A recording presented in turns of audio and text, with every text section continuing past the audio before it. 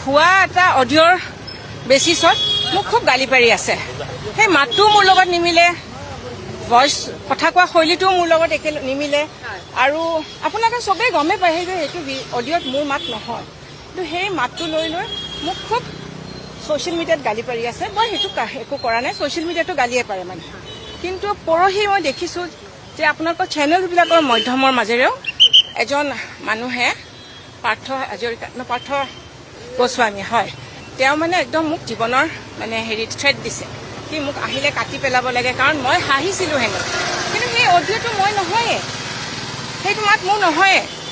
আৰু মই 6 অক্টোবৰ তাৰিখে সেই অডিঅ'টো যে মোৰ নামত এজন মানুহে বেলেগৰ মাত এটা মানে কৰি আছে যে মই পুলিচত এটা কমপ্লেইন দিছিলোঁ।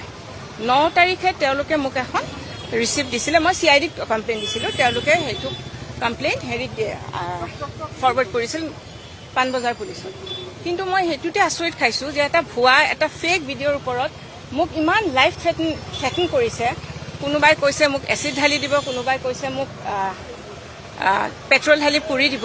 মানে মই অকণমান মানুহৰ বিবেকক মানে সুধিবলৈ দিছোঁ যে ঠিক আছে, হয়, এইটো এটা কিবা এটা হৈছে, কিন্তু আমি আইনী যুঁজ এখন যুঁজি আছোঁ। যদি তেনেকুৱাই জাষ্টিছ হয় তেতিয়াহ'লেতো আমাক কোৰ্ট নালাগে, হয় জানো? চ' মই এইটোৱে মই আপোনালোকলৈ মানে আহ্বান জনাইছোঁ যে কিবা এটা কথা কোৱাৰ আগতে এটলিষ্ট অথেণ্টিক হয় নে নহয় এইটো জানি ল'ব। মই বুজিছোঁ চব আৱেগিক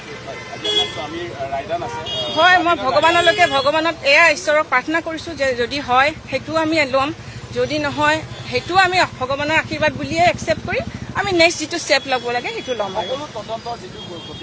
মই আৰু একো নকওঁ নেকি, অকণমান মোৰ ভিতৰতে হয়, মই এতিয়াও কওঁ যে নিৰপৰাধী মানুহক নিৰ্দোষী মানুহজনক ইমান দিনে ভৰাই থৈছে।